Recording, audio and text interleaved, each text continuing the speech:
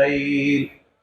কোন ব্যক্তি যদি এশার নামাজ জামাতের সাথে আদায় করার পর ঘুমায় গেছেন, আজকে যারা এশা জামাতের সাথে পড়ছেন, পড়ার পর আপনি ঘুমায় গেছেন, এই ঘুমের মধ্যে থাইকাও অর্ধেক রাত দাঁড়ায়া দাঁড়ায়া ইবাদতের সওয়াব পাবেন। এশার পরে কোন নামাজ? ফজর। ওমান সাল্লা সুবহা ফি জামাআ, সারা রাত ঘুমানোর পর ঘুম থেকে আপনি উঠলেন, ওঠার পর ফজরের নামাজটা জামাতের সাথে আদায় করলেন। নবীজি বলেন আন্নামা সাল্লাল লাইলা কুল্লা, সে সারা রাত দাঁড়িয়ে দাঁড়িয়ে ইবাদতের সওয়াব পেয়ে যাবে। নবীজি বলেন কেউ যদি এশা পড়ে ঘুমায়া গেল, বাস ঘুমের মধ্যে আছে, ওইটা ফজর জামাতে পড়লো, শুইলো এশা জামাতে পড়ে, ওইটা ফজর জামাতে পড়লো, নবী বলে সে সারা রাত কেমন যেন নামাজ পড়লো। তাহলে জোহর আসর মাগরিব গেল, ঈদে গেল এশা, ফজরে 5 ওয়াক্ত নামাজ। তাহলে এটা কি সময় ইচ্ছা করে দেরি করবো না, সময় মতো পড়বো ইনশাআল্লাহ? তাহলে জবাব দেন, আল্লাহর কাছে সবচেয়ে পছন্দনীয় আমল কোনটি? আল্লাহ আমাদের সকলকে সময় মতো 5 ওয়াক্ত নামাজ, পুরুষ যারা আছি জামাতের সাথে, মা বোনরা ঘরে একদম সময় মতো নামাজগুলো যেন আদায় করতে পারি, আল্লাহ তৌফিক দান করেন। বাংলাদেশ এয়ারপোর্টে সময় মতো মাগরিবের নামাজ পড়ছেন। কোন জায়গায়? বাংলাদেশ এয়ারপোর্টে সময় মতো মাগরিব পড়ে ফেলছেন। মাগরিব পড়ার পর উমরা হজের উদ্দেশ্যে রওনা করছেন। আল্লাহ সকলকে তৌফিক দান করেন। তো আমাদের দেশ থেকে সৌদি আরব কোন দিকে? পশ্চিম দিকে। মাগরিব সময় মতো পড়ে প্লেনে চড়েছেন, একটু পরে প্লেন ছেড়ে দিয়েছে।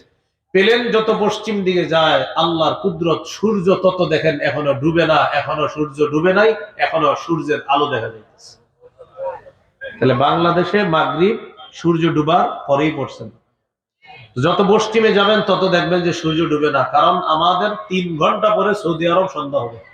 আমাদের সন্ধ্যা হলো, এরও 3 ঘন্টা পরে সৌদি আরব হবে কি সন্ধ্যা। তো যত পশ্চিমে যাবেন তত দেখবেন সুবহানাল্লাহ সূর্য তো এখনো ডুবতেছে না। ঘটনা কি?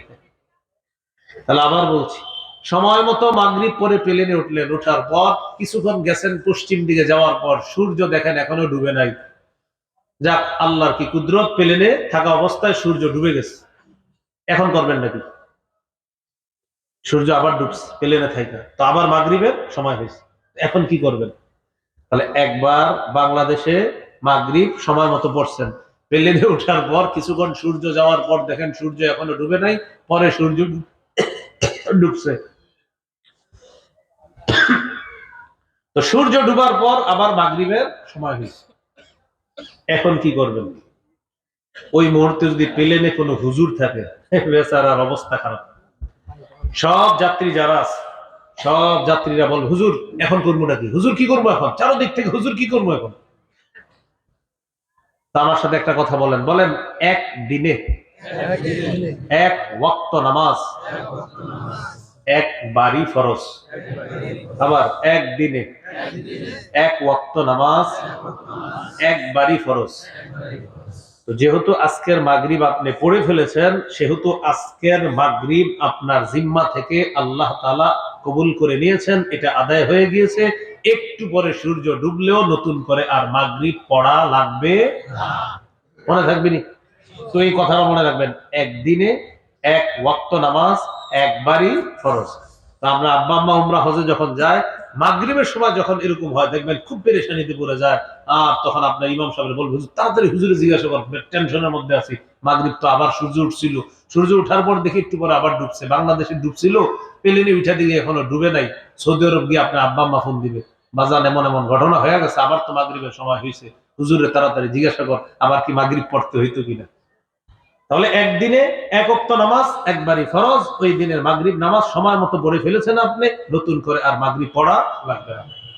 তাহলে শরীর পাক, কাপড় পাক, নামাজের জায়গা পাক, সতর ঢাকা, কিবলামুখী হওয়া, ওয়াক্ত মতো নামাজ পড়া। সময় মতো নামাজ পড়া মানে নামাজ কায়েম করা, নামাজের নিয়ত করা। সহিহ বুখারীর 1 নম্বর হাদিস, রাসূলুল্লাহ সাল্লাল্লাহু আলাইহি সাল্লাম বলেন, ইন্নামাল আমালু বিন্নিয়াত, আমলের প্রতিদান বিশুদ্ধ নিয়তের সাথে। আজকে এশা যারা পড়ছেন, বাসা থেকে কোন নিয়তে বেরিয়েছেন? এশা পড়ার নিয়তে নাকি ফজর? বাস মুখ দিয়ে আর বলা লাগবে না, এটাই নিয়ত হয়ে গেছে। আমাদের দেশের মানুষরা যতই নামাজের নিয়ত মুখ দিয়ে বলা লাগবে না, যতই বলতেছি, কিন্তু এরপরে জানাজা আর ঈদের নামাজে দাঁড়ানোর পর ইমাম সাহেব হুজুর ওই জানাজার নামাজের নিয়তটা একটু বলেন তো। বলতেছি কি মুখ দিয়ে, কোন নামাজের? আবার বলেন কি বলতেছে ইমাম সাহেব? জানাজার নামাজের নিয়তটা বলেন তো। মানে সেও জানে যে এখন কি পড়বে, তো হয়ে গেল। তারপরে বলে একটু নিয়তটা বলেন। ঈদের নামাজে দাঁড়ায় ইমাম সাহেব বাস সর্বশেষ বয়ান শেষ করে, ভাই আমরা প্রথমে এরকম করব, আল্লাহু আকবার বলে হাত বাঁধবো, এরপরে অতিরিক্ত 3টা তাকবীর দিব, আল্লাহু আকবার, আল্লাহু আকবার, আল্লাহু আকবার, এরকম বইলা হুজুর খুতবাটা শেষ করে, বাংলা বয়ানটা শেষ করে। তো শেষ করার পর যখন হুজুর এখন নামাজ পড়বে, এই টাইমে কয়েকজন মুসল্লি পিছন দিয়ে, হুজুর ঈদের নামাজের নিয়তটা বলেন। কি বলতেছে? কি নামাজের? তো সে জানে কোন নামাজের, তো হয়ে গেল ঈদের নামাজ। তো এরপরে বলে নিয়তটা বলেন। ইমাম সাহেব নিয়ত বলে, তো বলার পরেও মনে করেন বুঝাই দেয় যে ভাই এইভাবে এইভাবে বলে ফেলেন, হয়ে যাবে। না হুজুর হয় না, আরো সহজ করেন। তো শেষে আর কি বলবেন? বলবেন আল্লাহ আমগো হুজুরে যে নামাজ পড়ে আমি ওই নামাজ। আল্লাহু আকবার। অস্পসা কিছু রুগী আছে, ওনাদেরকে আপনি যতই বুঝাবেন উনি বুঝবে না। দেখেন ভাই, মুখ দিয়ে বলা জরুরি না। এরপরে ইমাম সাহেবদেরকে যদি জ্বালায়, এই সিঙ্গারি ইমাম সাহেবরা আপনার শেষে কি করবেন? বলবেন ভাই আপনি আল্লাহরে বলেন, আল্লাহ আমগো হুজুরে যে নামাজ পড়াবে এখন আমি ওই নামাজ পড়বো। আল্লাহু আকবার। তাহলে ওয়াসওয়াসা রোগটা দূর হয়ে যাবে। কারণ এছাড়া আপনি ওনারে যতক্ষণ বুঝাবেন আরো সহজ করেন, আরো সহজ করেন বলবেন। ভাই মুখ দিয়ে বলা জরুরি না। আপনি যে নামাজ পড়তে আসছেন, যে নামাজ, এটাই নিয়ত হয়ে গিয়েছে। এই নিয়ত করে নামাজ পড়া মানে হলো নামাজ কায়েম করা। আল্লাহ কথাগুলো মনে রাখার তৌফিক দান করেন। তাহলে আলোচনার শুরুতে চলে যায়। আবার নামাজ কায়েম করতে বলছে আল্লাহ, না পড়তে বলছে? কায়েম করা দ্বারা 5টি উদ্দেশ্য। 1 নাম্বার, নামাজের পূর্বের শর্তগুলা গুরুত্ব দেওয়া। 2 নাম্বার আলোচনা আল মুহাফাজাতু আলা রুকুই ওয়াস সুজুদ, রুকু সিজদা ধীরস্থির ভাবে করা। সূরা হজের মধ্যে আল্লাহ তাআলা বলেন, ইয়া আইয়ুহাল্লাযীনা আমানু রুকউ ওয়াসজুদু, হে ঈমানদারগণ তোমরা রুকু করো, সিজদা করো। সহিহ বুখারীর বর্ণনা 757 নম্বর হাদিস। রাসূলুল্লাহ সাল্লাল্লাহু আলাইহি সাল্লাম মসজিদে বসা, এক সাহাবী আয়েশা মসজিদে নামাজ পড়ছে। নামাজ পড়ার পর ফাসাল্লামা আলা রাসূলিল্লাহি সাল্লাল্লাহু আলাইহি ওয়াসাল্লাম, আল্লাহ নবীকে একটা সালাম দিছে। রাদ্দা আলাইহি, আল্লাহ নবী সালামের জবাব দিলেন। দেওয়ার পর বললেন, ইরজি ফাসাল্লি ফাইন্নাকা লাম তুসাল্লি, যাও তুমি ফিরে যাও, আবার নামাজ পড়ো, তুমি নামাজ পড়ো নাই। যাও নামাজ পড়ো। ফারাজা ইউসাল্লি কামা কানা সাল্লা, তিনি ফিরে গেলেন, আবার আগের মতো নামাজ পড়লেন। পড়ার পর আল্লাহ রাসূলকে আবার সালাম দিলেন। সালাম দেওয়ার পর নবী বললেন, ইরজি ফাসাল্লি ফাইন্নাকা লাম তুসাল্লি, ফিরে যাও, আবার নামাজ পড়ো, তুমি নামাজ পড়ো নাই। তিনি আবার নামাজ পড়লেন আগের মতোই। আবার আল্লাহ নবীকে সালাম দিলেন। নবী সালামের জবাব দিয়ে বললেন, ইরজি ফাসাল্লি ফাইন্নাকা লাম তুসাল্লি, ফিরে যাও, নামাজ পড়ো, তুমি নামাজ পড়ো নাই। 3 বার হয়ে গেছে। সাহাবী বললেন, আল্লাযী বাসাকা বিল হাক্কি মা উহসিনু গায়রাহু আল্লিমনি ইয়া রাসূলুল্লাহ, আল্লাহ তাআলা আপনাকে যে সত্য দ্বীন সহ প্রেরণ করেছেন ইয়া রাসূলুল্লাহ, ওই রবের শপথ, এর চাইতে সুন্দরভাবে আমি নামাজ পড়তে জানি না, মেহেরবানি করে নামাজ পড়া আমাকে শিখিয়ে দেন। হুজুর আপনি আমারে যতবার পাঠাইবেন আমি এমনি পড়ব, তা আপনি আমারে শিখিয়ে দেন। তো নবীজি বললেন, ইযা কুমতা ইলাস সালাহ, যখন নামাজে দাঁড়াবা, ফাকাব্বির, আল্লাহু আকবার বলে হাত বাঁধবা, সানা পড়বা, ফাতিহা পড়বা, সুম্মা ক্রা মা তায়াসসারা মাকা মিনাল কুরআন, কোরআনের যেখান থেকে তোমার সহজ সেখান থেকে তুমি পড়বা। পড়ার পর সুম্মারকা, রুকুতে যাইবা, হাত্তা তাতমাইন্না রাকিআ, ধীরস্থির ভাবে রুকু করবা।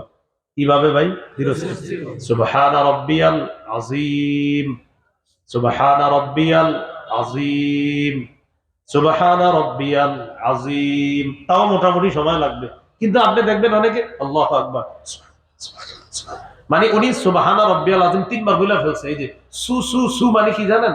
এই সুবহানা রাব্বিয়াল আযীম পুরা বাক্যে সিন একবার, তো উনি সু সু সু 3 বার বলছে, মানে যে আমি সুবহানা রাব্বিয়াল আযীমটা প্যাকেজ 3 বার কমপ্লিট করে ফেলছি। এটা তো সঠিক হলো না আপনার। আপনারা জানেন সুবহানা রাব্বিয়াল আযীমের অর্থ কি? আমি পুত পবিত্রতা বর্ণনা করছি আমার মহান রবের। আপনি করলেনটা কি? রাসূলুল্লাহ সাল্লাল্লাহু আলাইহি সাল্লাম বলেন, রুকু থেকে এরপর সুম্মার ফারাসাকা মিনার রুকুই, মাথা উঠাবা, হাত্তা তা'তাদিলা কাইমা, সোজা হয়ে দাঁড়াবা। অনেকে বাঁকা হয়ে থাকে, আমাদের সাথে সোজা হয়ে হাঁটে, কিন্তু রুকুর থেকে দাঁড়ায় উনি এইভাবে বাঁকা হয়ে থাকে। নামাজে যদি ইমামের পিছনে হয়, ইমাম সাহেবরে বুঝায়, হুজুর আপনি তাড়াতাড়ি সিজদায় যান না কেন, আমি তো পুরোপুরি দাঁড়াবো না, আপনি যান তাড়াতাড়ি। আপনি দেখবেন এমনি আমাদের সাথে সুন্দরভাবে চলাফেরা, কিন্তু রুকুর থেকে উইঠা বাঁকা হয়ে থাকে কেন?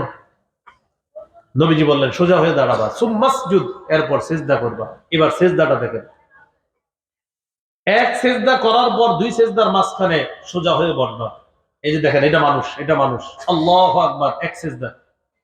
আল্লাহু আকবার, দুই সিজদার মাঝখানে বসলেন, একদম সোজা বসতে হবে। আল্লাহু আকবার, আরেক সিজদা। কিন্তু আনফরচুনেটলি কিছু মানুষ দেখবেন আল্লাহু আকবার, এক সিজদা, আল্লাহু আকবার, এই যে আল্লাহু আকবার, দ্বিতীয় সিজদা। দুই সিজদা মিলে সে এতটা ঝুঁকে থাকে, কোন কোন সময় দুইটা মিলে সিজদা একটা হয়ে যায় কিনা আল্লাহ ভালো। তবে দুই সিজদার মাঝখানে সোজা হয়ে বসনা, একটা হলো আপনার মাজায় সমস্যা, শরীরের সমস্যা, আপনি থাকিনি এইভাবে, তাহলে তো মাসালা ভিন্ন। কিন্তু আপনি এমনি সোজা হয়ে বসেন, কিন্তু সিজদায় গেলে আপনার সব সমস্যা দেখা দেয়। যেমন কিছু মানুষের সারা বছর গ্যাস্ট্রিক না হইলো, রমজানে গ্যাস্ট্রিকের সমস্যা। রমজানে ইমাম সাহেবদেরকে গিয়া বলে, হুজুর গ্যাস্ট্রিকে, আপনাদেরকে কেউ যদি জিজ্ঞাসা করে অগ্রিম বলে দিবেন, ভাই রোজা রাখেন। মানে হ্যাঁ, আপনার মুখ থেকে শুনতে চায় যে রোজা না রাখলে হইব নি। আমার যদি খালি কখনো কয় হুজুর গ্যাসে, আপনি রোজা রাখেন, কিচ্ছু হবে না, দেখেন। আমি তো জানি উনি একটু পরে কি বলবে।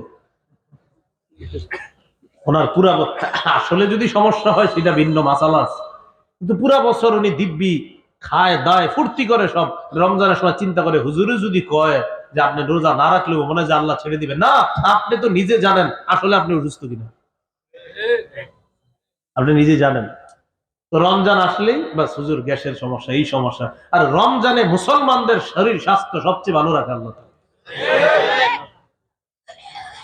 আপনি জিজ্ঞাসা করেন, এই রমজানে এত ভাজা পোড়া আমরা খাই, আলহামদুলিল্লাহ কোনো সমস্যা হয় না আমাদের, কিন্তু অন্য সময় হয়।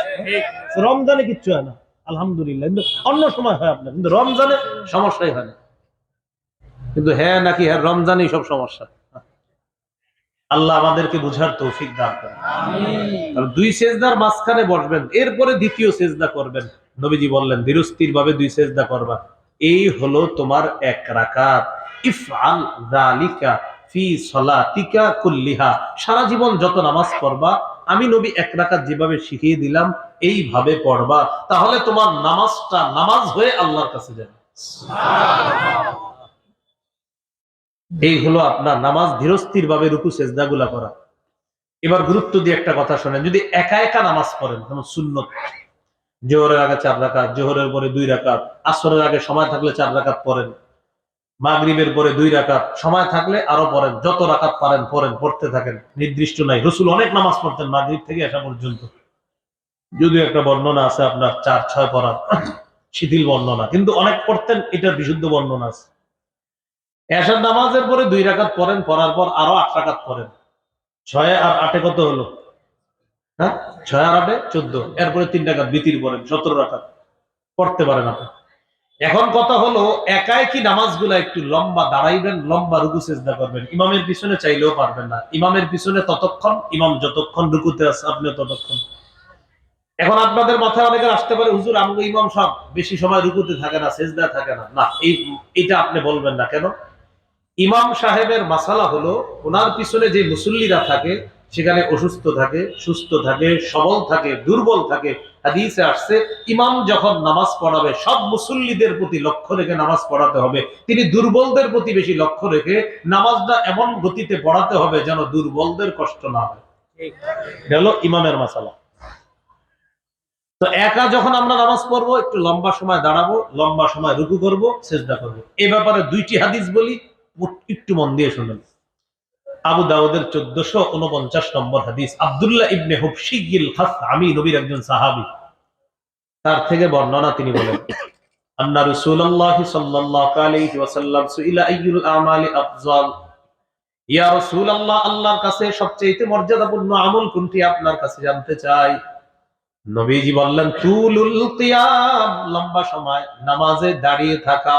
সুবহানাল্লাহ, লম্বা সময় নামাজে দাঁড়িয়ে থাকা, এটা আল্লাহর কাছে সবচেয়ে পছন্দের। এটা গেল দাঁড়ানোর মাসালা, একা একা যখন পড়বেন। রুকু সিজদা কতক্ষণ করবেন? আব্দুল্লাহ ইবনে ওমর রাদিয়াল্লাহু তাআলা আনহুর একটা বর্ণনা শুনেন, তারপর সিদ্ধান্ত নেবেন। হাদিসের কিতাব সহিহুল জামে 1671 নম্বর হাদিস। একদিন আব্দুল্লাহ ইবনে ওমর রাদিয়াল্লাহু তাআলা আনহুমা দেখেন এক যুবক নামাজ পড়তেছে। আব্দুল্লাহ ইবনে ওমর বললেন, আইয়ুকুম ইয়ারিফু হাযা, আচ্ছা এই যুবকটাকে কেউ চিনো? একজন বললেন, আমি চিনি। মাশাআল্লাহ, সে তো লম্বা সময় নামাজে দাঁড়ায় থাকে, তবে রুকু সিজদা একটু দাঁড়ানোর তুলনায় একটু কম করে, মানে কম করে মানে আবার আমাদের মতো কিন্তু বুলেট গতি না, অর্থাৎ উনি দাঁড়ায় যে পরিমাণ এর চেয়ে একটু কম পরিমাণ রুকু করে সিজদা করে। আব্দুল্লাহ ইবনে ওমর রাদিয়াল্লাহু তাআলা আনহুমা বললেন, লাউ আরাফতুহু লাআমারতুহু আইয়ুকসিরার রুকুআ ওয়াস সুজুদা, আমি যদি তাকে চিনতাম, তাকে আমি রুকু সিজদাগুলো একটু লম্বা করতে বলতাম। ইন্নী সামিআতু রাসূলুল্লাহি সাল্লাল্লাহু আলাইহি ওয়াসাল্লাম ইয়াকুল, আল্লাহ নবীকে আমি বলতে শুনেছি, ইন্নাল আবদা ইযা কামা ইলাস সালাহ উতিয়া বিযুনুবিহি কুল্লিহা ফাউদিআত আলা আতিকাই, কোন বান্দা বান্দি যখন নামাজে দাঁড়ায় তার সমস্ত গুনাহগুলা একত্রিত করে তার দুই কাঁধের মধ্যে রেখে দেওয়া হয়। আবার বলছি, কোন বান্দা বান্দি যখন নামাজে দাঁড়ায় তার সবগুলা গুনাহ একত্রিত করে তার দুই কাঁধের মধ্যে রেখে দেওয়া হয়। কুল্লামা রাকাআ আও সাজাদা, বান্দা বান্দি যখন রুকু করে সিজদা করে, তাসাকাতাত আনহু, তখনই তার গুনাহগুলা ঝরে পড়া শুরু হয়ে যায়। যখনই রুকু করে সিজদা করে তার গুনাহগুলা ঝরে পড়ে। এখন আমার সাথে বলেন, বলেন রুকু সিজদা হবে ততক্ষণ, গুনাহ ঝরাতে চাই যতক্ষণ। মনে থাকবে নি? তাহলে আর একটু সুন্দর করে বলেন, রুকু সিজদা হবে যতক্ষণ, গুনাহ ঝরবে ততক্ষণ। এখন আপনি যে আল্লাহু আকবার, সামি আল্লাহু লিমান হামিদা, গুনাহ তো ঝরারই সুযোগ পাইতেছেন। এই জন্য আজকে থেকে মনে রাখবেন যে আমি রুকু সিজদায় থাকবো ততক্ষণ, আমার গুনাহ ঝরাতে চাই যতক্ষণ। মনে থাকবেন ইনশাআল্লাহ। এই জন্য সুন্নত নফল নামাজগুলা একটু লম্বা সময় দাঁড়াবেন, লম্বা সময় রুকু। ইয়াসিন সূরা পারেন অনেকে, আপনি এক রাকাতে ইয়াসিন পড়েন, আর রহমান পারেন, দ্বিতীয় রাকাতে আর রহমান পড়েন। হুজুর আমি এত বড় পারি না, মুলক পারি, তো প্রথম রাকাতে মুলক পড়েন, দ্বিতীয় রাকাতে নাবা পড়েন। এত বড় পারি না, তো প্রথম রাকাতে অদ্দোহা পড়েন, দ্বিতীয় রাকাতে আলাম নাস্য পড়েন, তৃতীয় রাকাতে অত্তিনি পড়েন, না আর একটু ইয়া করেন, তো আপনি পড়েন ওই লুল্লি কুল্লি, আলাম তারা। এগুলা মানে বড় থেকে বড় একটু মান বললাম আর কি। তো বলছিলাম, বড় বড় সূরাগুলা যারা পারেন নফল নামাজে, এই সূরাগুলা আপনি তেলাওয়াত করার চেষ্টা করবেন, রুকু লম্বা করবেন, সিজদা লম্বা করবেন। আল্লাহ তৌফিক দান করেন। এই হলো নামাজ কায়েম দ্বারা দ্বিতীয় উদ্দেশ্য হলো রুকু সিজদা ধীরস্থির ভাবে করা। 3 নাম্বার, আল মুহাফাজাতু আলাল খুশুই ওয়াল খুজু, খুশু খুজুর সাথে নামাজ পড়া। খুশু খুজু কাকে বলে? আমার সাথে একটু বলেন, তাহলে মনে থাকবে। বলেন, খুশু এর সম্পর্ক কলবের সাথে, খুদু এর সম্পর্ক অঙ্গের সাথে। দেখেন, আল্লাহু আকবার, নামাজে দাঁড়াইলাম, আমার হাত, আমার কপাল, আমার চোখ, আমার নাক, আমার দুই ঠোঁট, আমার দুই হাত, আমার দুই হাঁটু, আমার দুই পা আল্লাহর ইবাদত করতেছে। আমি ধীরস্থির ভাবে রুকু করি, সিজদা করি, আমার নজর দাঁড়ানো অবস্থায় যেখানে থাকার সেখানে আছে, সিজদায় গিয়ে যেখানে থাকার সেখানে আছে। আমার কপাল আগে লাগতেছে, এরপর নাক লাগতেছে, উঠানোর সময় নাক আগে উঠতেছে, এরপর কপাল উঠতেছে। সব ঠিক আছে, আপনার নাক লাগলো আগে, কপাল লাগলো পরে, উঠার সময় কপাল উঠাইলেন আগে, নাক উঠাইলেন পরে, সব ঠিক আছে যেইভাবে। এটা খুজু। বলেন এটা কি?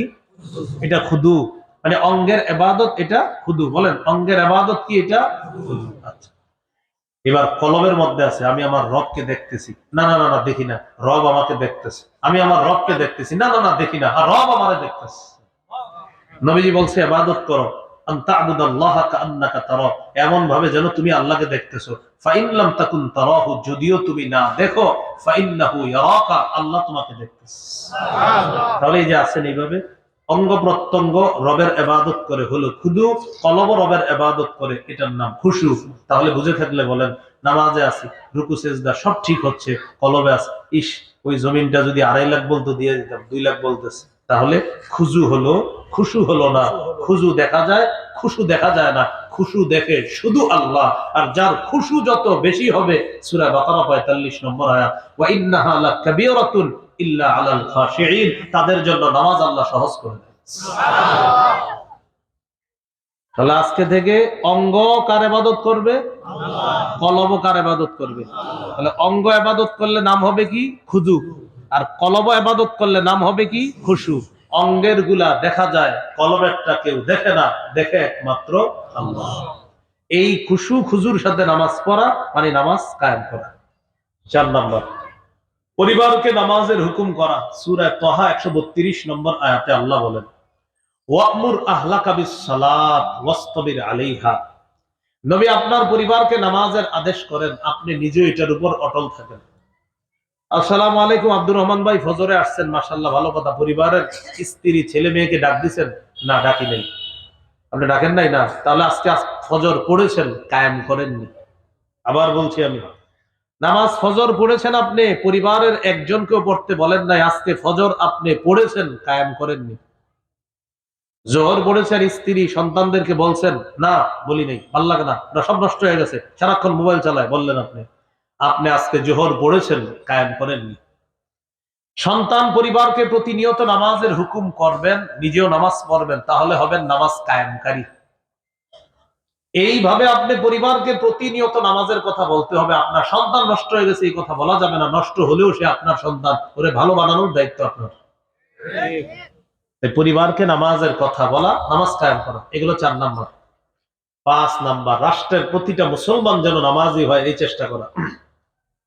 ইমাম সাহেব আপনার জিজ্ঞাসা করলো, এশার নামাজে আসছেন, আসসালামু আলাইকুম ভাই, কি অবস্থা? ভালো। আপনার বন্ধুরে দেখতেছি না, সারাদিন একসাথে হাঁটেন, নামাজ যদি আসে না? হুজুর বললেন না, ওরে অনেক বলছি, আর বলি নাই জানি। এই যে আজকে আপনি বলেন না, এই জন্য আজকে এশা আপনি পড়েছেন, কায়েম করেননি। আপনার প্রতিবেশী ভাইটাকে একদিনও নামাজের কথা বলেননি, মানে আপনি নামাজ পড়েছেন প্রতিদিন, নামাজ কায়েম করেননি। ইব্রাহিম নবী দোয়া করছে, রব্বি জাআলনি মুকিমাস সালাহ, আল্লাহ আপনি আমাকে নামাজ কায়েমকারী বানান। কি কারী বানান? তাহলে নামাজ কায়েমকারী মানে কি ভাই?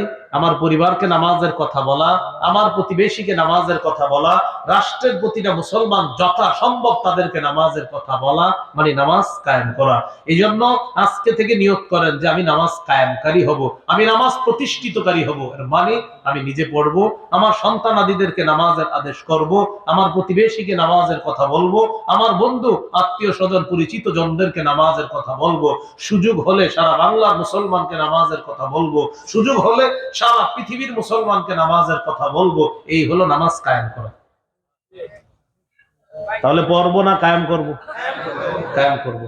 আবার কায়েম করব মানে এটা বুঝেন না যে তাহলে করবো না, না না, কায়েম করার মধ্যে পড়া আছে। নিজে পড়বেন, পরিবারকে পড়াবেন, সকলকে পড়ানোর জন্য উদ্বুদ্ধ করবেন। আল্লাহ তৌফিক দান করেন। এবার একটু আমার সাথে বলেন, বলেন, মাথা ছাড়া শরীর যেমন, নামাজ ছাড়া দিন তেমন। কি বললাম?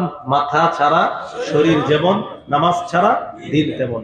মাথা ছাড়া যেমন শরীর পূর্ণাঙ্গ না, নামাজ ছাড়া দিন পূর্ণাঙ্গ না।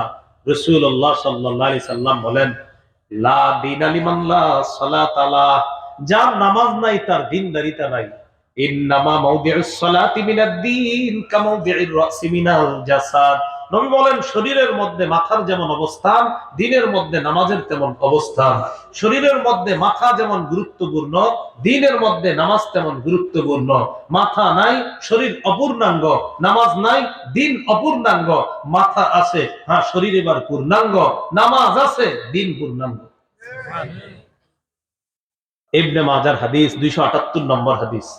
রাসূলুল্লাহ সাল্লাল্লাহু আলাইহি সাল্লাম বলেন, ইসতাকিমু ফানি'মা আন তাসতাকিমু, তোমরা দ্বীনের উপর অটল থাকো। দ্বীনের উপর অটল থাকা কতই না কল্যাণ। এরপরে রাসূল সাল্লাল্লাহু আলাইহি সাল্লাম বলেন, ওয়া'লামু আন্না মিন আফযালি আ'মালিকুম আস-সালাহ, জেনে রাখো তোমাদের আমলের মধ্যে সবচেয়ে শ্রেষ্ঠ আমল হলো নামাজ। আমলের মধ্যে সবচেয়ে শ্রেষ্ঠ আমল হলো নামাজ। আল্লাহ আমাদের সকলকে, আমরা আজকে থেকে যেন নামাজ কায়েমকারী হতে পারি, আল্লাহ তৌফিক দান করেন। এই কথাটাই সূরা বাকারার 43 নম্বর আয়াতে আল্লাহ বলেছিলেন, আকিমুস সালাহ, তোমরা নামাজ কায়েম করো। সূরা হুদের 114 নম্বর আয়াত, আকিমিস সালাহ, নামাজ কায়েম করেন। সূরা তাহা 14 নম্বর আয়াত, আকিমিস সালাহ, নামাজ কায়েম করেন। সূরা আনকাবুত 45 নম্বর আয়াত, আকিমিস সালাত, নামাজ কায়েম করো। সূরা বাকারা 238 নম্বর আয়াত, হাফিজু আলাস সালাওয়াত, নামাজের প্রতি যত্নবান হও। আল্লাহ আমাদের সকলকে, আমরা যেন নামাজের প্রতি এখন থেকে প্রতিনিয়ত ইনশাআল্লাহ মরণ পর্যন্ত একটা বিষয়ের সাথে আমরা কোনো আপোষ করব না। সময় হবে নামাজ পড়ব, পরে আমাদের সব কাজ করব ইনশাআল্লাহ। এটা কি প্যান্ডেলের নিচে রেডিমেড ইনশাআল্লাহ না আসলে ইনশাআল্লাহ? আল্লাহ তৌফিক দান করেন। সুবহানাল্লাহি ওয়া বিহামদিহি, সুবহানাকাল্লাহুম্মা ওয়া বিহামদিকা, আশহাদু আন লা ইলাহা ইল্লা আনতা, আস্তাগফিরুকা ওয়া আতুবু ইলাইক। হযরত ওই মুরব্বি আছেন, উনি দোয়া করবেন ইনশাআল্লাহ। এরপর আমরা এখান থেকে যাব। নামাজ